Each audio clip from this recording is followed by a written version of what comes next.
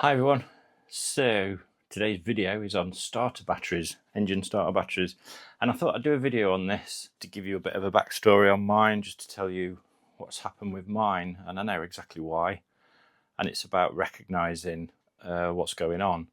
Basically, like a lot of people's vans that are doing van builds, the van's just going to stand around somewhere, mostly, and you're going to be opening and closing the doors, so central locking, indicators flashing, alarm setting, resetting, and all that happens a lot of times. And if you don't drive the van regular, that is going to take its toll on the battery, or you need to get a power supply to it and keep it charged up.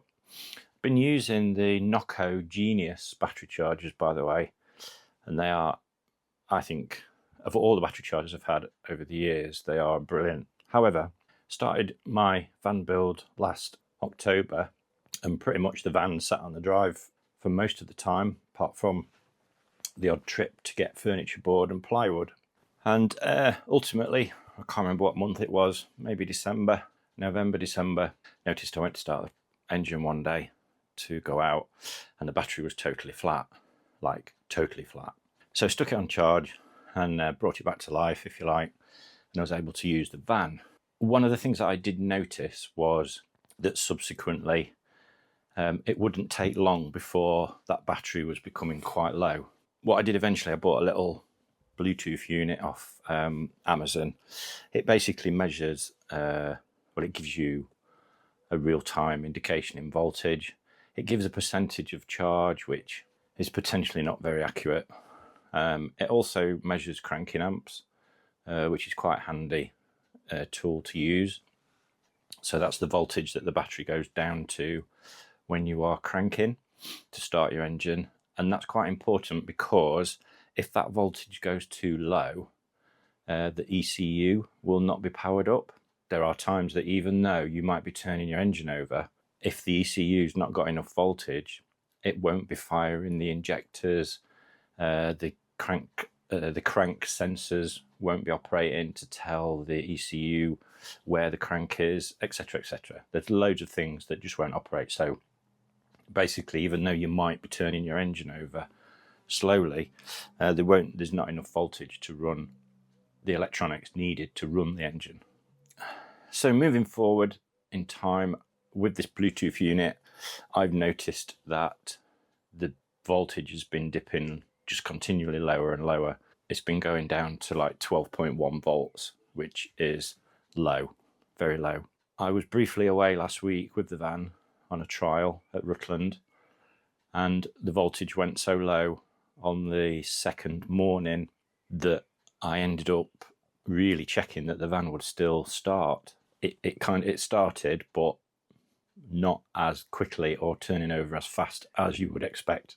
And so I've decided to bite the bullet and buy a new battery. So I'm just doing a quick video on that and the reasons why, really.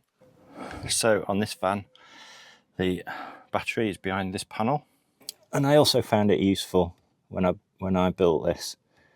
So I put a voltmeter. The one on the left hand side is the starter battery, so I can always keep an eye on what it's doing. The voltmeter on the right is the solar panel. The minute solar panels charged everything up, so it's showing basically open circuit voltage, and the starter battery is showing 12.4. And given that it's been charged over the last few days by solar on and off, that really is not high enough. But without solar, if the solar is charging my leisure, no solar goes to the starter battery, and that does continue to drop in voltage. The original battery basically that came with the van when I bought it, not a particularly amazing make. That is the Bluetooth unit, which I connect to look at what this is doing. So we're going to disconnect this now and take it out. So here we are. Here's the brand new battery. This is a Varta. It's 100 amp hour. Cranking amps is 830, and it's a 5-year warranty battery, silver Varta.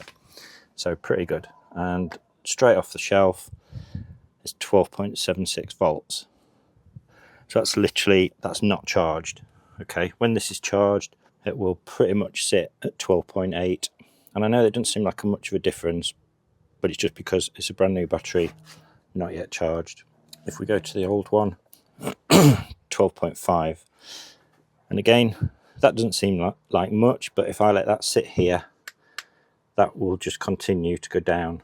So by tomorrow, day after, it'll be 12.1, and it'll just keep going down. So in here, there is a bad cell. And also, I've just seen on here, the 74 amp hour, 640 amps cranking. So this is a much better battery. And for 140 quid, it's peace of mind. So that's the new battery installed. And I'll show you a trace from the app, but straight away it's showing 100% charge. Their energy is still putting a little bit of charge into it every now and again. That will not give me any problems this year.